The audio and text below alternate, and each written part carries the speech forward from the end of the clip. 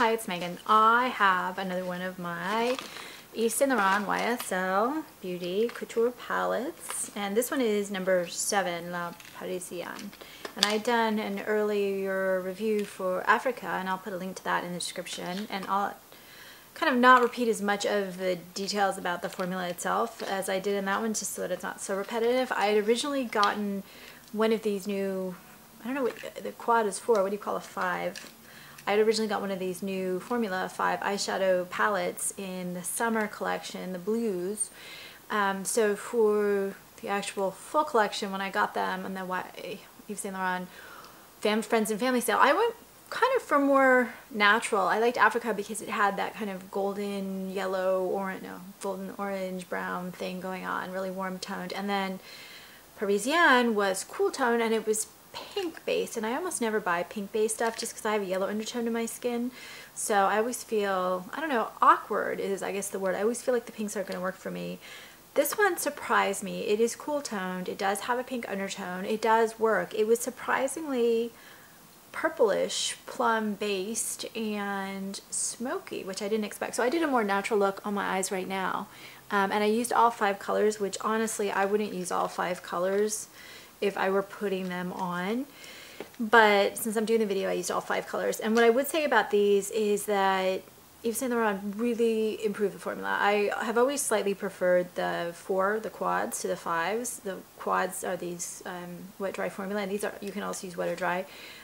They just were richer, pigmented. These are still shimmery the way that the YSL shadows usually are. In fact, this particular one is super shimmery, so if you don't like super shimmery and slightly sheer, this is not for you, because YSL has stuck with that mantra, somewhat semi-sheer and super shimmery, but the pigmentation is a lot better, and I think the wear time is a lot better. I've been disappointed sometimes with their 5 eyeshadow palettes. Sometimes I love them and sometimes I don't. These new Couture ones, I am loving the formula, but I like shimmery and I like slightly sheer. So it comes in this beautiful, of course, my fingerprints are all over. I just opened it again, clean it off. That's, I guess, it's beautiful, but gosh, it gets fingerprints fast. And then this is Parisienne. And what I understand is that the top left shade is a base shade, and the top right shade is a highlight. So base, highlight. Central shades are the darkest. They're used as a definition or liner. And the bottom shades are supposed to make the palettes more versatile by kind of swapping out one of the others, and that works, that makes sense. So how would I describe them? So right here, and I have outdoor swatches so you can kind of see the shimmer, which I just feel like the indoor cameras never catch. So this is the first one. These are not going to show up that well on camera because they're super light.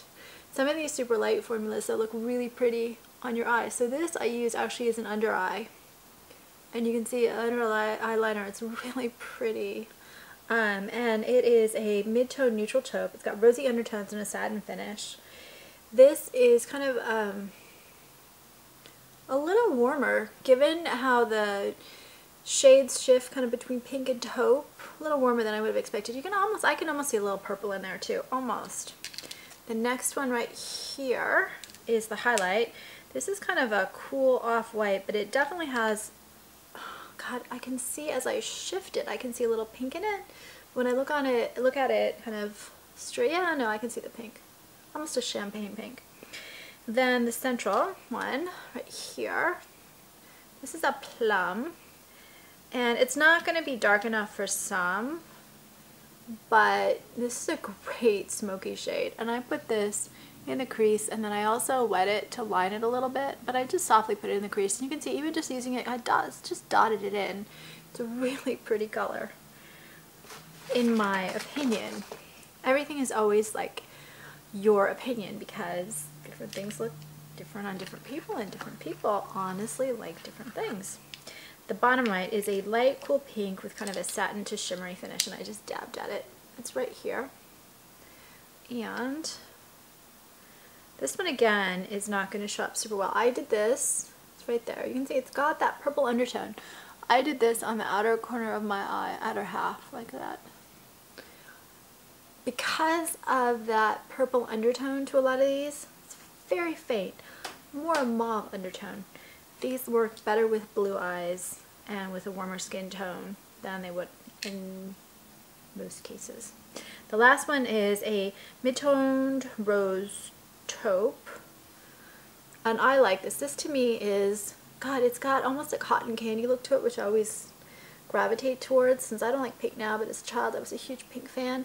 But it's just edgy enough that it's an edgy pink instead of a cotton candy pink, which is kind of cool, but it's very frosty still, shimmery. And this is surprisingly warm toned given the color. So overall, what do I think? I think it's really beautiful. I think it's just an amazing palette.